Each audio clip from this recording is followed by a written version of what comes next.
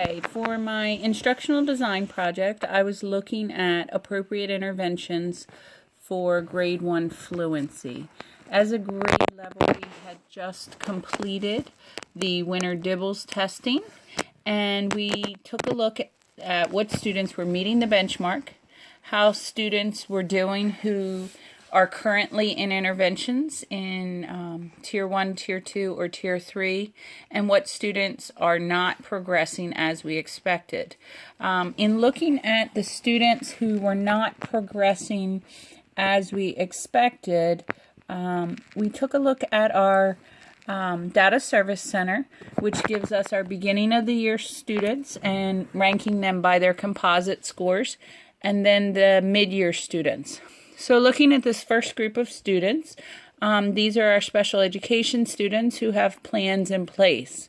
But as we looked further down the list, we had a pocket of students that were not receiving services, and we had some concerns as to their rate of progress and whether they would be able to meet the end of the year benchmark. So the current mid-year composite is looking at 130, and the end of the year goal is 155. So in looking at these students, we needed to look at who they were, what types of interventions we were giving them, and how they were progressing with the rest of the students. So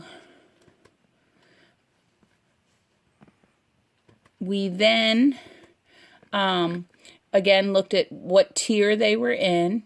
Looking at our interventions, we were looking at could the students name the letters, could the students name the sounds, and then could the students take the sounds and put them into words.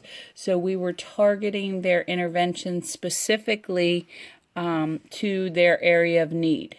And then we determined what their intervention was going to be for the 6-week period.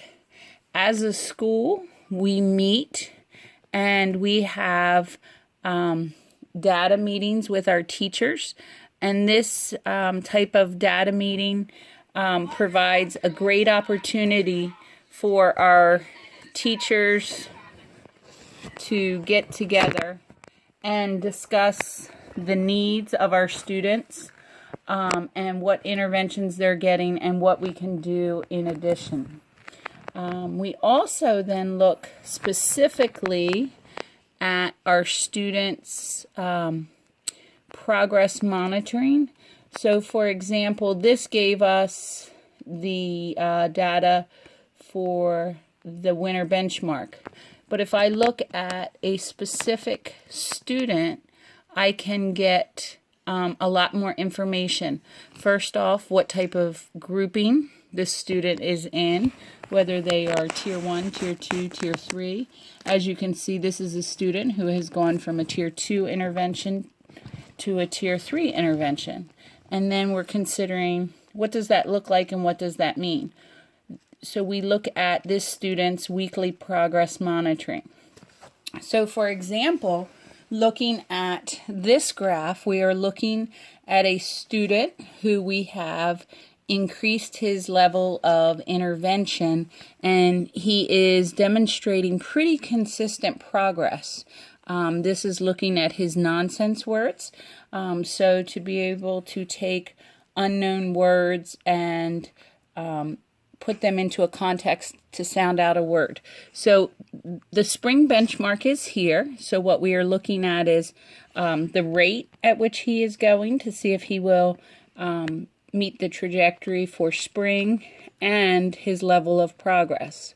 However, we're also next looking at whole words read. So this is a student, for example, that knows his sounds, but yet can't combine them into words. So as a, that's one of the reasons his level of intervention would have increased.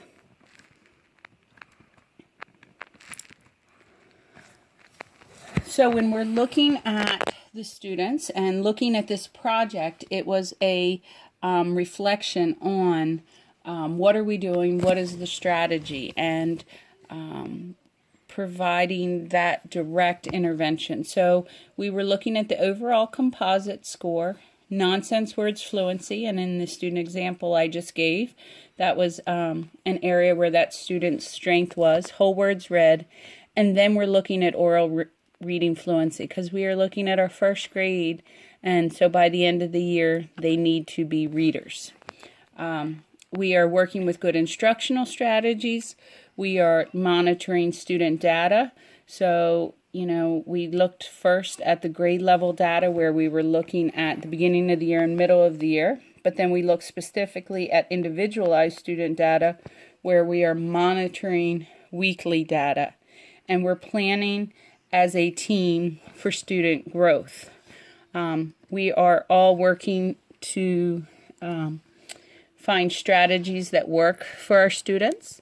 One of the strategies that is present in our hallways on a daily basis is our reading specialist, as they're taking students from their homeroom class to a group, can be seen talking and going through sounds as they're going down the hallway. One of our other teachers, she practices their words. So practicing specific skills with these students as they're on their way to the lesson, creating that atmosphere of learning at all times.